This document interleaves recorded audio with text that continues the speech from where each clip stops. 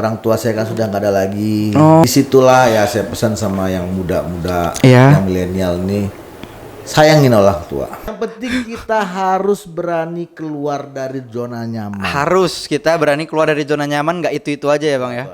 Kemudian inovatif. Iya, harus inovatif. Jangan saya pengen kayak Atta Halilintar semua. Semuanya kayak gitu ya. Semua.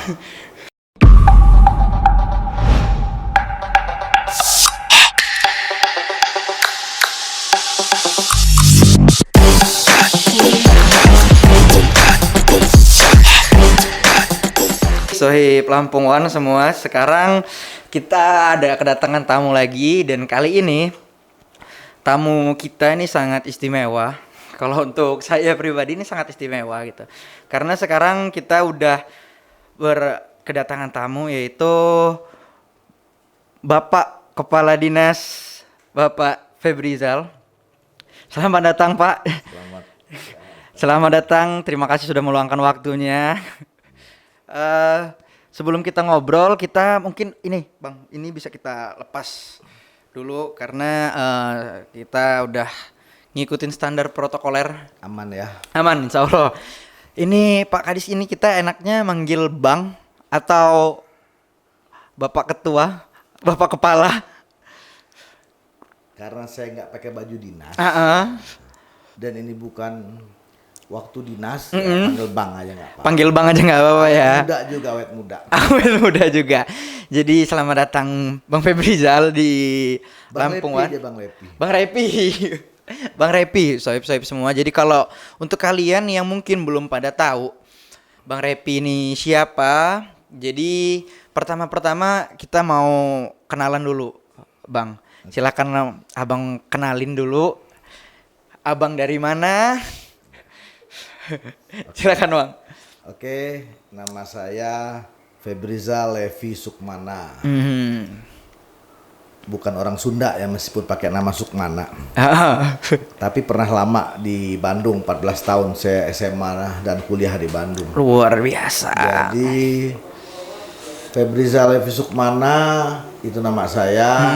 Panggilan biasa dipanggil Levi. Nah, jadi kalau yang pakai celana Levi's, nama saya adalah Levi's. Gampang diingat jadi. Levi Sukmana. Nah, mungkin asal namanya dari situ kali. Oh. Karena waktu saya lahir itu zaman-zamannya Levi's lagi booming. Oh, lagi naik-naiknya. Mungkin orang tua saya itu seneng, wah Levi's.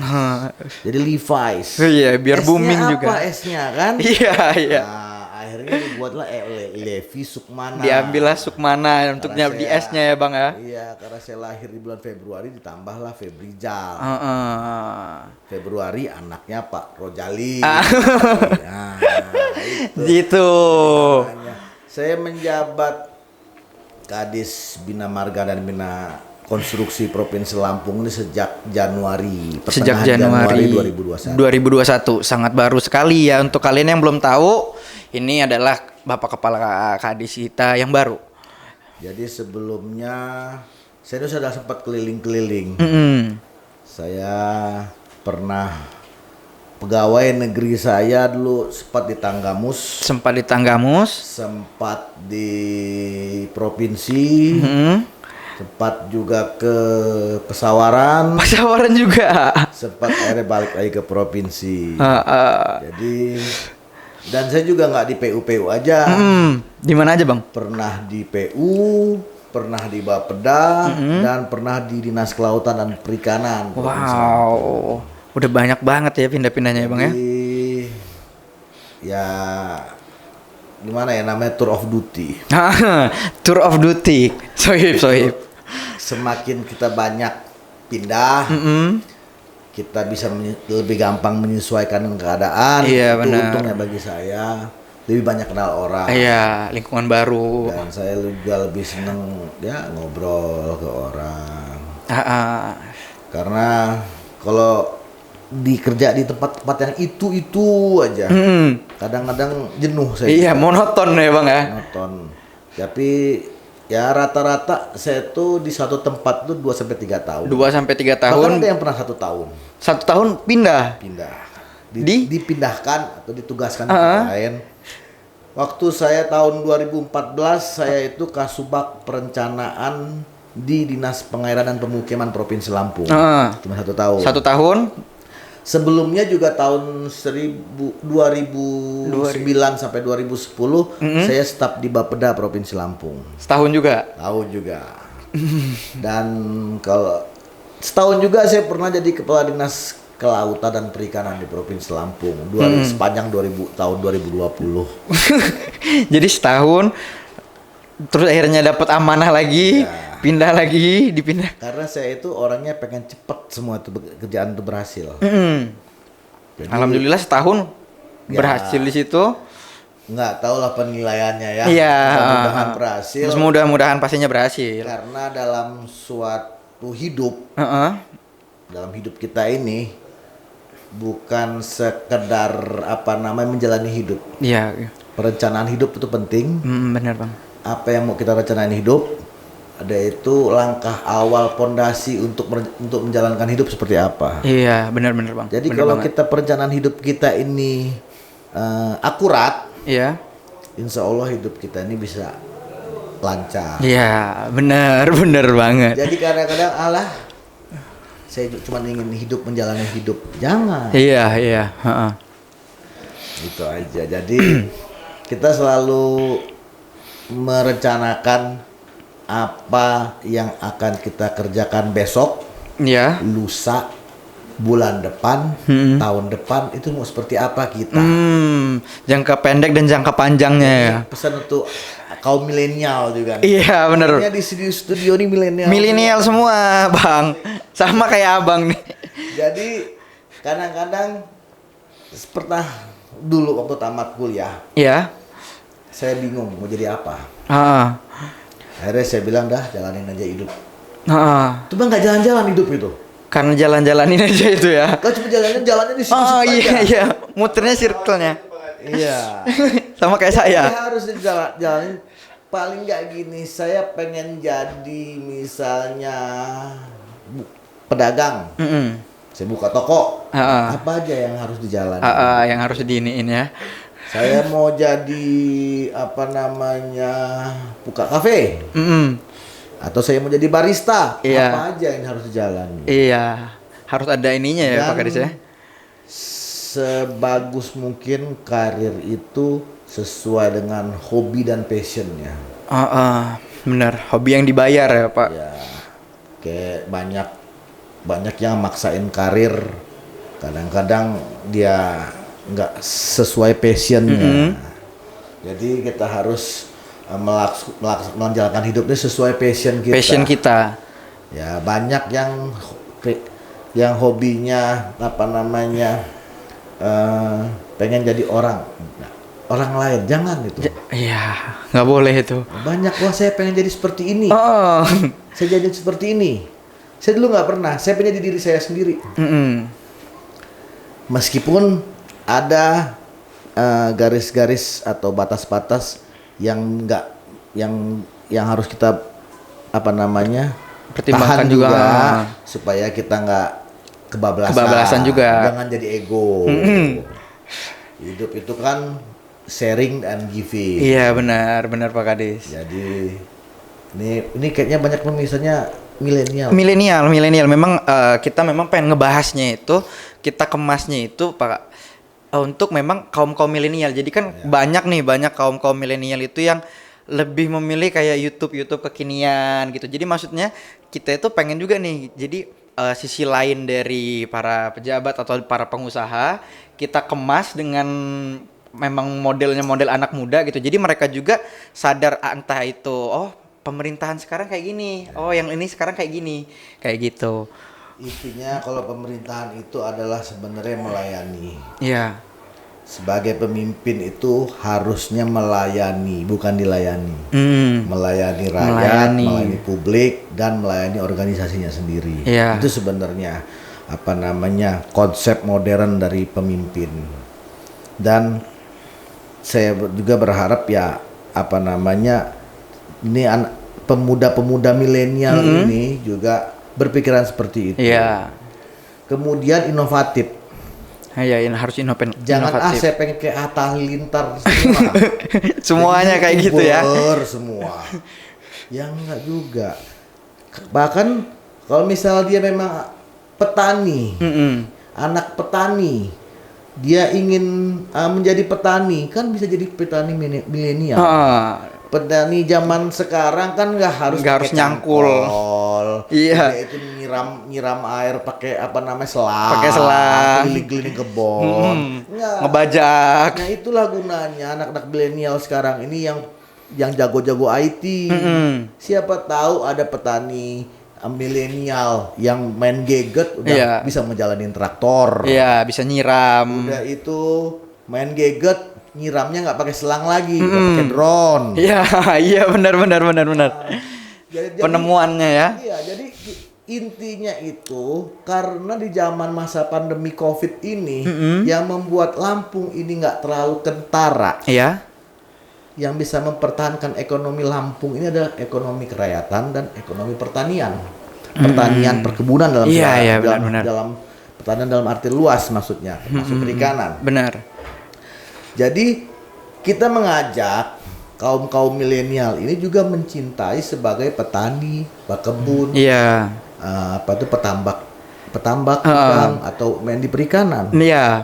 Itu masih banyak sektor-sektor itu bisa dikembangkan oleh kaum milenial. Iya, Jangan benar. berpikiran untuk jadi orang bekantor, pakai dasi, gaya-gayaan. Banyak. Banyak. Sering terjadi ini ya. Soalnya sering terjadi.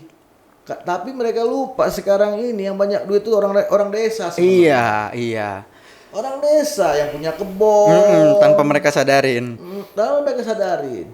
Makanya kita mengajak semua kaum milenial ini untuk jangan mencontoh orang, jadilah sendiri, jangan malu. Iya. Saya juga sendiri punya warung kok, saya juga. Oh, abang juga punya warung, Bang? Punya warung saya juga. Jadi, saya gini, Bang. Setelah jadi warung, akhirnya jadi toko kafe. Tapi kadang-kadang kalau saya lagi memang nganggur, nggak ada waktu kosong lagi libur, saya jadi pelayan. Di sini, di kafe ya? Kafe itu. Oh. Kenapa kita harus malu? Iya, bener bang. Iya kan? Kadang-kadang orang malu, nggak keren. Iya. Harus jadi eksekutif muda. Harus jadi pengusaha. Iya. Harus kayak gini, harus kayak gitu. Makanya kita kalau kita mau berpikir masalah milenial ya itu saya bilangin, kenapa nggak jadi petani milenial, pekebun milenial, peternak milenial. Iya, dengan dikemasnya ya, Bang ya. Dan mungkin juga tetap ada yang taste-nya sebagai pemusik. Iya. Ada yang jadi aktor. Ada. Jangan mau jadi eksekutif muda semua lah. Iya, semua jangan kayak gitu. Atau jangan mau jadi PNS semua. Kalau gitu. Ya ini lo pikiran orang lama ya. Iya. Lo itu nggak kerja. Kalau nggak lo jadi PNS, lo jadi TNI Polri. Iya. Banyaknya kayak gitu, kebanyakannya. Atau jadi guru. Iya, mentok. Itu bukan yang lainnya, bukan kerja, ya nggak juga. Malah kita coba yang milenial ini menumbuhkan inovasi untuk mengangkat UMKM. Iya. Banyak lo yang berhasil. Banyak banget, apalagi di zaman Covid. Kopi di segala macam banyak berhasil. Zaman pandemi ini banyak yang berhasil jadi ngangkat UMKM. Iya, usaha-usaha rumahan. Contoh kayak pisang Keripik pisang itu yang siapa yang Aska itu kan masih muda deh. Itu banyak yang berhasil. Ada itu seperti Erwina. Inovasi. Banyak sekarang yang kayak gitu. Saya juga waktu itu di perikanan dan kelautan. Masih dekades kelautan dan perikanan. Itu orang ngomong ikan dori. Tahu nggak ikan dori itu apa? Ikan patin diseset jadi ikan dori. Namanya jadi dori. Kalau bisa ngolahnya itu anak-anak milenial sekarang, jadi ikan dori, itu ikan patin. Diolah. Dibuat restoran ikan dori. Iya. Banyak loh. Banyak yang di mau. Kota Agung itu di kafe saya ada inovasi baru. Itu juga dari teman-teman milenial ya. Iya. Ikan nibung. Iya, ikan nibung. ikan blue marlin itu Iya, dijadiin sate. dijadiin. Oh, Mantap. di kafe abang ada itu bang? Ada. Makanya saya ya dari hal-hal yang seperti itu juga dari karyawan-karyawan saya. Masukan-masukan dari karyawan ya. Itu dari siapa? Itu milenial loh. Kaum milenialnya. Makanya saya mengajak sih kaum milenial itu berpikir untuk inovatif. Apalagi informasi kan udah bisa banyak dari. Iya, bisa dari YouTube, Google. nah dari Google, buat tinggal apa, browsing buat udah dapet. apa. Nanti tinggal apa namanya, dan pemerintah yang menampung dan membina kaum milenial. Iya. Seperti itu. Jadi jangan berpikiran mau jadi Itu aja yang masih pakai dasi, pakai tas, koper. Iya. Sibuk jalan sana jalan sini. Ya, atau sales. Jangan. Iya bang. Kalau gitu Yang penting kita harus berani keluar dari zona nyaman. harus kita berani keluar dari zona nyaman. Nggak itu aja ya bang ya. Itu aja. Kalau gitu saya pengen nanya ini nih bang. Sebenarnya di luar kan tadi kita udah ngebahas latar belakang abang ya kan, sama dari track record abang. Saya pengen tahu hobi abang ini jadi sebenarnya apa bang? Soalnya abang tadi buka kafe, buka yang lain gitu. Kayaknya hobi abang ini kita pengen tahu juga nih. Kita apa nih bang? Aslinya. Iya, Tidur. aslinya tidur. Selain tidur bang, banyak kayaknya kaum milenial tahu. Ya kalau hobi tidur tuh kalau capek ya tidur. Iya. Cuma banyak. Hobi saya itu musik, Bermusik. olahraga. Enggak itu apa namanya, ya minum kopi. Minum kopi. Oh, pantesan. Kongko. Pantes abang punya kafe, abang bilang musik, ya kan? Ya. Sama olahraga. Kalau olahraga abang suka apa bang? Kalau dulu waktu saya masih muda, kalau sekarang udah nggak kuat lagi lah. Tapi masih kelihatan muda ya, soyep-soyep ya? Enggak juga. Dulu waktu saya masih muda saya hobi main bola. Main bola. Sepak bola. Udah itu main pingpong. Pingpong, bola pingpong. Saya dulu sempat juga waktu masih mahasiswa juga tim universitas.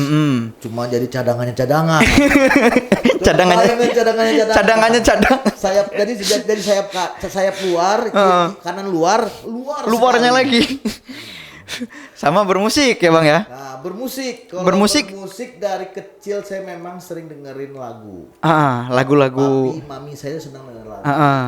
Dulu Papi saya, almarhum papi saya itu sempat jadi penyiar di Radio Unila tahun akhir 60-an. Iya. Jadi emang udah dari dulu udah dicekokin musik. Jadi sudah musik yang namanya saya nggak aneh, zaman dulu namanya piringan hitam. Piringan hitam. Oh iya. Hype banget itu. Udah itu kemudian saya suka musik apa aja suka. Zaman dulu White Lion gitu ya. Apa aja saya suka. Apa aja? Mau keroncong juga saya suka. Jangan-jangan abang ini punya musik, punya lagu juga jangan-jangan bang? Kamu orangnya jangan-jangan nggak suka sama keroncong, nggak tahu keroncong itu kayak mana. Tahu lagu-lagu. Kalian pasti pada tahu lah lagu keroncong. Itu kan asal musal keroncong dari mana coba? Dari Indonesia. Iya. Pengaruh dari mana? Kurang tahu saya bang. Dari mana tuh bang? Portugis. Keroncong itu malah dari Portugis. Malah pengaruh oleh Portugis. Oh, ini banyak juga nih yang nggak tahu mungkin ya selain saya. Ya, Terus bang? Tapi memang jadi musiknya Indonesia. Iya. Jadi selain musik itu saya juga suka. Tapi jujur aja saya paling suka lagu rock, metal. Metallica. Anthrax, Sepultura. Wow. Karkas. Metal banget buat bang. Ada itu kalau zaman sekarang itu Linkin Park. Linkin Park. Ada itu Limp Bizkit. Iya. Sama apa yang bagus? Blink. Kalau Avenged Sevenfold itu masih ringan bagi saya. Wow. Avenged Sevenfold itu masih ringan loh untuk abang. Abang jangan-jangan ini nulis lagu juga bang? Punya lagu? Ya dulu sambil SMA kuliah saya buat lagu. Di zaman 90-an itu kan banyak kayak masih zamannya British. Iya, itu musik-musik British. Pop. Nah, saya juga rock mainnya lagu. Kadang-kadang saya juga ada lagu yang apa itu punk rock. Zaman-zamannya kayak lagu-lagu Green Day. Iya. Green Day itu legend. Jadi banyak juga lagu ciptaan saya yang dari pop, rock. Sekarang ada yang dance juga ada. Oh iya, IDM yang sekarang ya. Wah, jadi abang ini mungkin ya kalian pasti belum pada tahu di balik sosok Bang Levi yang memang apa ya, yang kita tahu mungkin main bola atau dia ngopi atau ya kayak pejabat biasanya kebanyakan gitu. Ternyata Bang Levi ini nyiptain lagu. Jadi kalau saya lagi pusing misalnya, lagi banyak kerjaan, saya perlu relaksasi lah otak. Kadang saya ambil gitar, saya main-main gitar, nah buat lagu lah lanjutin. Jadi sampai sekarang, makanya sebenarnya saya tuh udah buat lagu sampai 40-an. Ada 40-an Bang. Itu yang hafal masih ada 20-an. Yang hafal 20-an. Itu tentang apa aja Bang? Banyak. Tentang cinta mungkin? Tentang cinta. Tentang apa namanya? Dunia. Nah, petuah.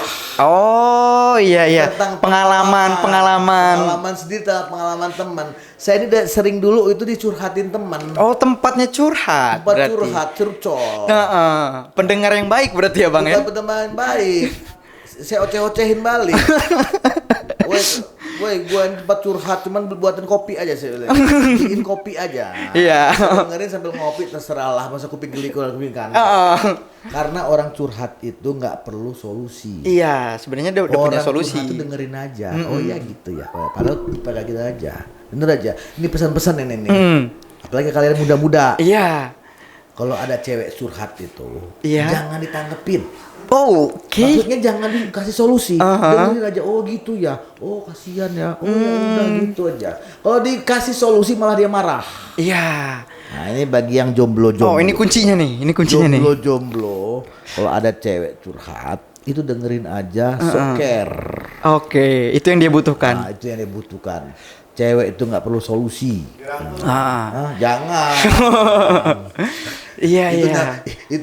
Itunya mau menang banyak namanya itu. Oh, Bang, musik abang ini nanti tim minta musiknya. Nanti kita setel sama kita nanti kasih linknya di video kita, ya Bang ya. Oke. Itu tentang cinta ya Bang ya. Ya memang sangat butuh ya. Saya juga sebenarnya butuh petua-petua juga. Iya. Karena dia mau nikah. Saya. Ya. Aduh belum Bang. Belum ya. Itu dia. Jadi jangan. Permasalahannya puasin masa muda dulu. Oh iya. Saya kawin umur 32 tahun. Abang. Saya itu sih, Bang. Jadi ya kita memang perlu lah yang namanya hidup ini ngisi hati itu dengan cinta. Bukan cinta dengan lawan jenis saja ya. Dengan yang lain juga. Dengan orang tua. Benar. Itu yang utama. Dengan Allah. Ya. Yang pertama. Yang kedua orang tua. Orang tua saya kan sudah nggak ada lagi, udah almarhum dan almarhumah. Disitulah ya saya pesan sama yang muda-muda, yang milenial nih, sayangin orang tua. Iya, manfaatin waktu. Itu nanti orang tuanya sudah nggak ada, saya sedih. Iya, mau nyari di mana? Kita udah berhasil. Iya. Ada itu kita mau apa namanya yang kita memberi sesuatu ke orang tua itu orang tua nggak ada lagi. Iya. Kita mau ngasih kebanggaan ke orang tua nggak ada lagi. Kadang-kadang saya ngelihat anak-anak sekarang tuh ngelawan orang tua. Iya, benar. Saya dulu tuh ngelawan, makanya saya begitu orang tua saya sedih benar. Iya. Makanya pesan saya juga inilah, mumpung masih ada orang tua, sayangilah orang tua. Oke, kalau gitu banyak banget tadi yang udah kita obrolin ya Bang ya, dari percintaan sampai pesan-pesan juga untuk kita yang kaum milenial yang masih ada orang tua itu disayangi, diluangkan waktunya.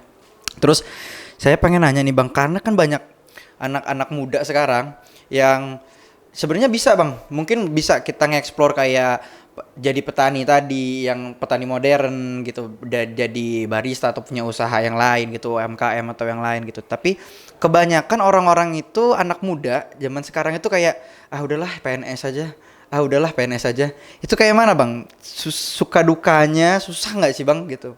Karena banyak banget nih yang pengen. Ya. Kalau dibilangin suka ya suka, duka ya duka. Itu namanya hidup itu nggak terlepas dari suka duka. Kalau suka namanya ya nggak benar. Duka. Kalau duka sedih benar. Ada suka duka hidup ini. Jadi kalau image, jadi kalau Itu udah terbangun sejak zaman dulu. Oh iya iya. Zaman saya juga seperti itu. Kata orang-orang tua zaman dulu, kamu itu nggak kerja. Nah, Kalau kamu belum bukan iya. atau belum jadi Menjadi PNS, jadi TNI Polri. Iya, banyak banget atau itu jadi stigma. aparat hukum, jaksa, apa namanya, hakim. Aha. Nah itu, jadi itu ditanam. Begitu kita kerja di bank, begitu kita kerja di perusahaan, dibilangin sama orang-orang zaman dulu, "Oh, itu bukan kerja, itu mah namanya. Iya. Itu mah namanya dikerjain orang." Sekarang saya tanya, begitu lu jadi PNS, baru masuk, ya kalian juga dikerjain sama Iya. atasannya. Sama aja. Tapi sekarang saya tanya juga, apa enak nggak jadi PNS? Di satu sisi ada enaknya, tapi ada sisi lain ya nggak enaknya juga. Iya. Karena yang namanya pemerintahan itu satu yang etika yang harus kita pegang. Iya. Kalau misalnya berminat jadi PNS, jangan mikir wah enak ya PNS dapat gaji tiap bulan, dapat pensiun, Iya. dapat tukin. Ya sekarang ini yang nggak seenak itu, nggak bisa begitu juga. Untuk mendapatkan tukin harus rajin masuk, disiplin, kinerjanya harus bagus. Kalau nggak tukin, ya nggak dapet. Iya, nggak turun ya. Dia itu nggak pernah masuk kuliah, nggak pernah masuk kuliah, nggak masuk nggak pernah Kerjanya. masuk kerja. Absen telat. Absen telat, ya kena potong juga tukinnya. Udah itu nggak bolos terus, kena SP surat peringatan, dipecat juga. Benar. Jadi di PNS sekarang juga mulai melakukan reformasi pemerintahan, reformasi birokrasi, harus profesional. Jadi sekarang itu kenapa bisa ada yang cepat karirnya? Itu karena memang berusaha kerja. Dia apa namanya berpikiran, itu saya bilangin harus berpikiran untuk pelayanan publik dan pelayanan organisasinya sendiri. Oke. Jadi Iya. kompetensi kinerja kita itu harus benar diperhatiin dan dijadiin PNS. Kalau mau jadi PNS, jangan mikir enaknya aja. Iya, mikir Apalagi mentok. sekarang susah masuk PNS. Iya. Orang-orang pengen banget tapi semuanya. Ya, itu dia saya bilangin. Apa hidup kita selesai kalau nggak jadi PNS? Iya. Tamat hidup lo nggak jadi PNS? Enggak. Makanya saya bilangin masih banyak alternatif untuk mengisi hidup ini. PNS muda banyak yang cakep-cakep juga tapi. Ya. Makanya mungkin salah satu orang pengen masuk PNS atau kejaksaan, Kemenkumham dan yang lain. Mungkin karena isinya juga cakep-cakep mungkin. Ya. Makanya nggak usah jauh-jauh lah, PNS di kota sendiri aja. Ya, enggak juga begitu. Taunya dapat yang di jauh. Ya, apa namanya? Kalau cakep ganteng-ganteng ya kan kalau Relatif. Kalau di rumah juga saya pakai celana pendek. Pakai cosing le. Iya benar. Itu juga pakai daster. Sama aja pakai daster juga. Iya. Jadi ganteng-ganteng, cakep-cakep itu karena memang apa namanya penampilannya harus menjaga. Iya benar. Bang, ini kita sambil boleh diminum loh, Bang. Boleh ya? Boleh.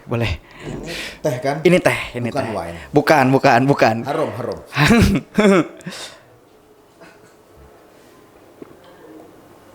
Jadi pesan-pesan yang tadi juga itu abang tanemin ke anak-anak abang juga gitu kan. Iya. Kita harus nggak mesti harus jadi PNS, kita harus tetap berusaha. Jadi kebetulan juga anak-anak saya tanemin. Yang pertama adalah tawakal. Allah Subhanahu wa taala, rajin sholat. Itu dulu. Percuma kita jadi orang hebat kalau nggak punya iman. Bener banget ini.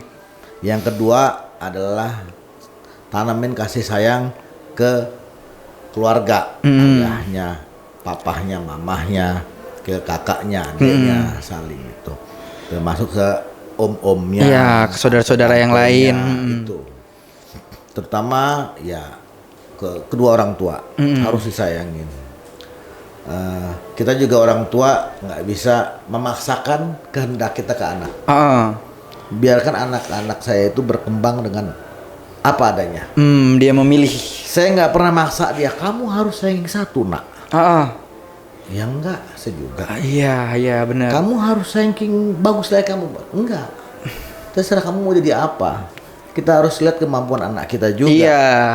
Ternyata dia nggak jago di matematika, ngapain gak dipaksa? Iya. Itu kebanyakan orang memang kan struggle di matematika pasti kan. Saya juga dulu nggak pinter-pinter amat. Tapi yang membuat jiwa mereka, pikiran mereka berkembang sesuai dengan natural aja lah. Oh ya, terbentuknya dengan natural. Kita bisa ngelihat mau jadi apa mereka. Lagu abang itu yang tadi itu abang juga yang nyiptain sendiri dong pasti. Boleh denger suaranya sedikit mungkin bang sebelum terakhir nih. Jangan metal saya mah. Lagunya metal ya. Berarti nanti aja. Berarti nanti kita taruh linknya sama contoh videonya potongannya di klip kita ya bang ya. Saya baru-baru ini baru ada 2 videonya yang bakal terbaru. Yang lain lagi dalam progress. Saya rajin lah ngirim-ngirim. Nah nanti link-linknya siapa tahu nanti ada yang mau nge-remake boleh bang. Kalau misalnya kan Toto ada anak-anak muda Lampung yang dia mungkin pemain musik. Nah musik dia saya nggak berbayar kok. Nah jadi pakai aja. Siapa tahu mereka pengen nge-remake lagunya. Siapa tahu ada yang sesuai sama hatinya juga. Saya nggak komersil kok. Iya benar-benar. Siap. Saya cuma pengen buat lagu itu nyenengin orang. Iya. Kadang-kadang kalau misalnya saya senang kalau orang itu dengerin lagu saya. Iya. Dia itu atau dinikmati ya. Nggak perlu lah harus bayar. Harus bayar harus apa? Saya bukan pemusik kok. Saya cuma pecinta lagu. Iya benar. Pecinta lagu luar. Saya ingin cuma didengerin aja. Pasti. Cuman bisa nyenengin orang aja. Iya.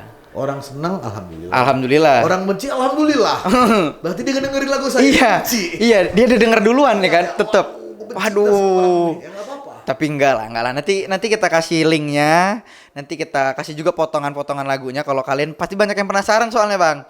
Bagus sih sebenarnya nggak dikasih sedikit suaranya biar pada penasaran harus pada nonton.